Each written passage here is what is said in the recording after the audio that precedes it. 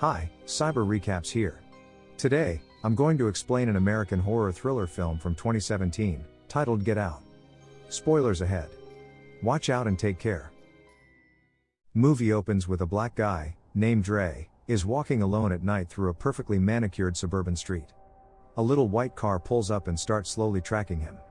Dre gets spooked, and changes directions to briskly walk back the way he came. When he turns to see what the car did, he sees it's parked where it was, but the door is open. From out of nowhere, a man in a knight's helmet attacks the guy, and drags his body to the car, and drive away. 6 months later, Chris has shown up. He is a photographer, and getting ready to go away for the weekend to visit her girlfriend, Rose's family. But he's concerned that they don't know she's dating a black guy. She assures him that, why they will likely say some stupid things. Whereas they will like him because they aren't racist. Later, on the ride to her parents' home, Chris goes for a cigarette, but Rose takes it and throws it out the window. Her parents would really frown on her dating a smoker. Chris then calls his buddy Rod, a TSA agent, and reminds him to take care of his dog, and not to feed him human food. Rod busts his balls about going to visit his white girlfriend's family, and says it's a bad idea. He also flirts with Rose a little bit. Chris gets a little jealous and Rose thinks it's sweet. While they're deep in conversation and not entirely paying attention to the road, a deer darts out in front of the car and is hit. They pull over to investigate and call the police. The police show up and ask what they're doing in the area. Rose tells him that they're visiting her family. The officer asks to see Chris's ID, but Rose steps in and says that because he wasn't driving there's no need for that. The officer then let them go. Chris and Rose arrive at her parents' home. Her dad, Dean, is an affable neurosurgeon, while her mom, Missy, a strangely cold hypnotherapist. The family also have 2 on-site black helpers. There's Walter the groundskeeper, and Georgina the maid. Dean acknowledges that it looks bad, 2 wealthy white people having 2 helpers who are black, but they were hired to take care of his parents and Dean would have felt bad letting them go. Dean gives Chris a tour of the house and shows him old family photos. His dad was beat out by Jesse Owens to compete in the Olympics in front of Hitler. And while that was sad for his dad, it was still great to have Hitler's Aryan idealism proven wrong. He taps on the basement door and says it's closed off due to black mold. There is also pictures of Rose's brother. He's a surgeon like his dad, but he went through a rough patch. The family gets together for afternoon tea. Missy offers to cure Chris of his nicotine addiction through hypnosis, but he doesn't feel cool with people tooling around in his head. She asks about his parents. His dad left when he was young, while his mom was hit by a car when he was 11. Dean tells Rose that they're having their big party tomorrow. She's surprised and they remind her that it's the same day every year. Georgina sort of short-circuits while pouring tea, and Missy tells her to get some rest. Rose's brother, Jeremy, arrives. He's an aggressively dickish rich kid. That night the family has dinner, and a drunk Jeremy starts talking to Chris about MMA fighting. He says that because Chris comes from a hardy stock he'd be a natural. He wants to spar, but Chris says that he has rules about play fighting with drunks. Missy then tells Jeremy that maybe it's time for him to go to bed. Chris and Rose retire to their room, where she apologizes for her family, and they go to sleep. In the middle of the night, Chris gets up, and decides to sneak out for a smoking. While outside he sees something in the distance charging him. It's Walter. He heads straight for Chris, but makes a sharp turn at the last moment and runs off in another direction. Inside the house, Georgina is staring out a window. It turns out she's looking at her own reflection, not Chris. She adjusts her hair and Chris decides to head back inside. Before Chris can make it back to his room, Missy turns on a light and startles him. She tells him that smoking is a bad habit and offers again to help. He sits down and mocks the notion of hypnotism, unaware of the fact that she's slowly hypnotizing him, while using her teaspoon as a focus object. She takes him back to when he was 11 on the night his mom died. She didn't come home from work and he was too scared to do anything about it. He was afraid that if he called the police it would make it real. So he just sat there watching television, nervously digging his nails into his bedposts. Present time Chris is doing the same thing, digging his nails into the arms of the chair. She tells him to sink down and 11-year-old Chris sinks into his bed, while present-day Chris sinks into blackness, seeing himself and Missy far above. His consciousness has left his body, while his body is still paralyzed on chair. Chris wakes in the morning, and find everything alright. He then checks his phone. Rod has sent Chris a picture of him pretending to give his dog beer. His battery is low, so he plugs it in. Chris later tells Rose that he thinks maybe her mom hypnotized him last night. He has vague recollections of the evening. Later, the family's wealthy friends start to show up for the big party. It's mostly older white people, who say a lot of inappropriate things to Chris, like how he has a good build, because Tiger Woods golfs, he must have a good swing too, and black is in fashion, etc. Chris goes back to mingling with the guests and discovers another black guy. It's a young guy about his age. Chris tries to bond with him, who is introduced as Logan, the husband of a white woman clearly way older than him, but he too is stiff and unnatural like Walter and Georgina. Chris sneaks off and finds a blind man named Jim who says that all the people at the party are ignorant. He's an art dealer and Chris is well aware of who he is. Jim says that he's a fan of Chris's work. He recognizes the irony of a blind art dealer, but tells him that he has a really good assistant who is great at describing pieces. Jim envies Chris's eye. He himself tried photography, but was never very good at it. Chris then decides to check in with Rod again. As he walks away through guests, everyone start to look at him suspiciously.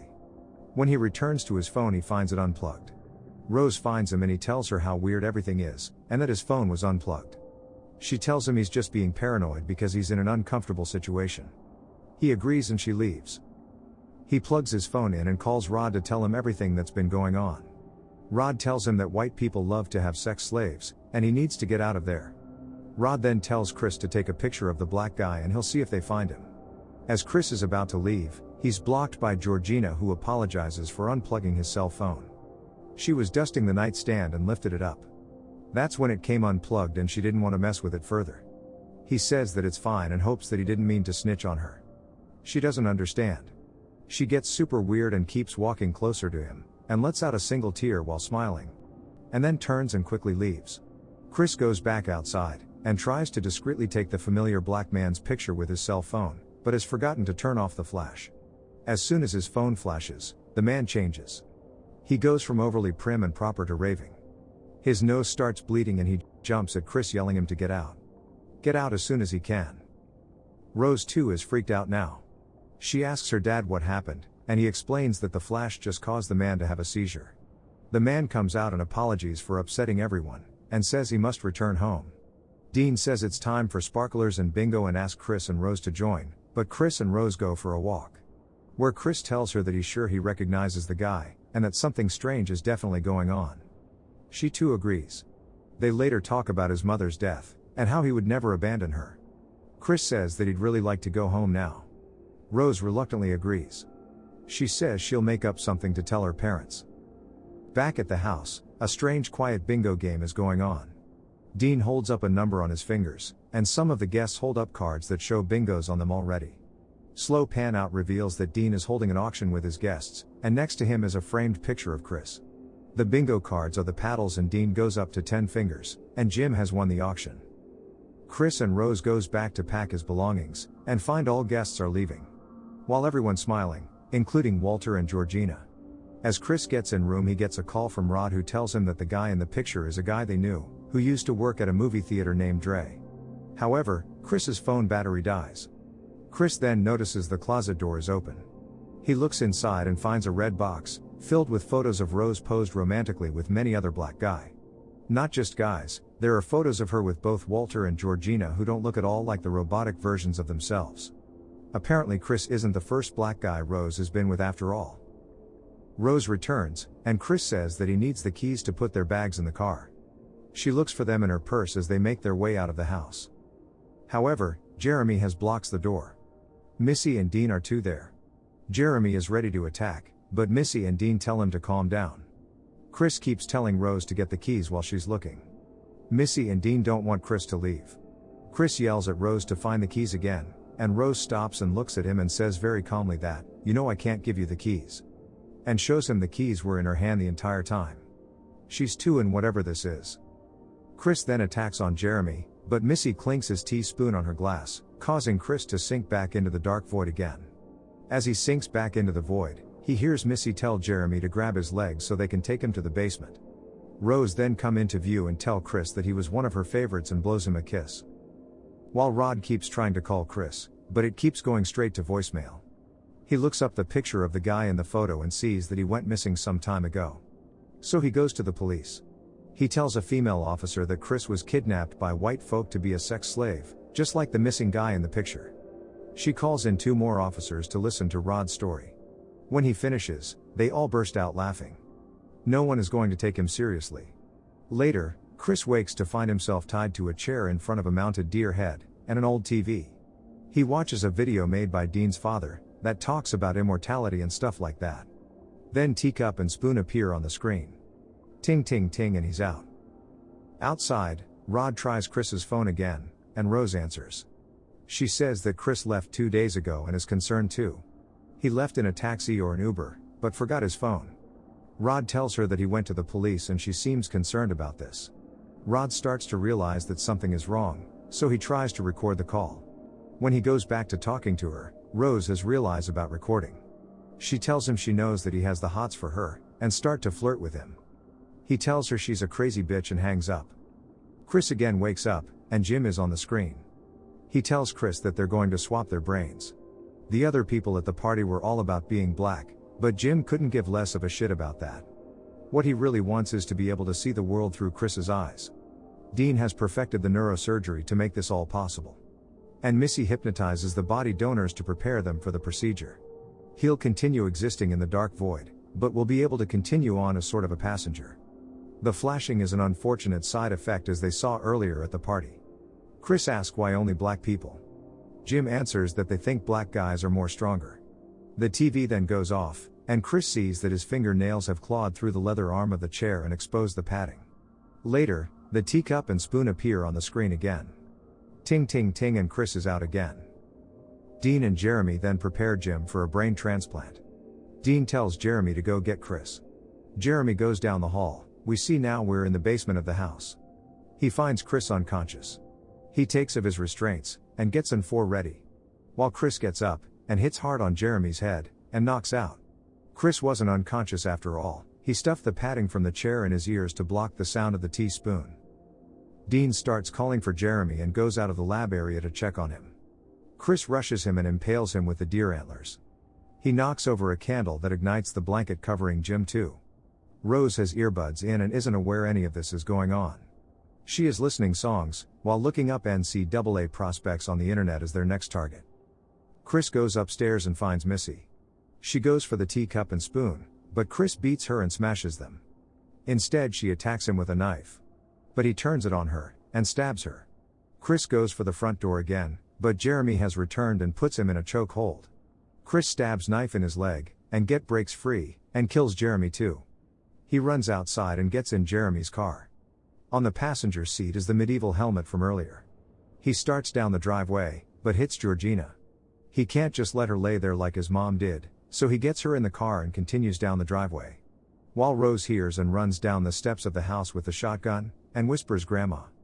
Soon Georgina's wig falls off and we see she has a scar across her head from a brain transplant too. She wakes up and attacks him, yelling that he has destroyed his family. In the chaos, they crash into a tree and she dies. Georgina was the vessel in which Rose's grandmother's brain was housed. Rose then shoots again but misses Chris. From out of nowhere, Walter runs in, and Rose saying "Get him, Grandpa." Walter tackles Chris. During the struggle, Chris grabs his phone and takes picture that flashes. Walter gets up, nose bleeding, and turns to Rose and says "I'll take care of him." Obviously this is Rose's grandfather's brain in Walter, because she hands him the shotgun, but he shoots Rose in the stomach. Then turns it on himself and kills himself. Chris slowly gets up, hurt from the car crash and the attack from Walter. He sees that Rose is still alive and is trying to get the gun. He moves the gun and crawls over on top of her and begins to choke her. She starts saying "I love you" while being choked, and starts to grin because he is getting too upset to go through with it. Then the police lights appear on the road. Chris gets off of her and puts his hands up. Rose starts weakly calling out for help. The car door opens and is revealed to be a TSA patrol car. It's Rod. Chris gets in the car and Rose finally succumbs to her wounds. After a moment of silence, Rod tells him that he had warned him not to go in that house. He asks Rod how did he know where he was. He tells him because he works for the TSA, this is what they do. They drive off with Rod staring out into the darkness, while Rose takes her last breath. Well, that's it for the day. Make sure to subscribe and turn on notifications, so you can watch more videos like this. Thanks for watching.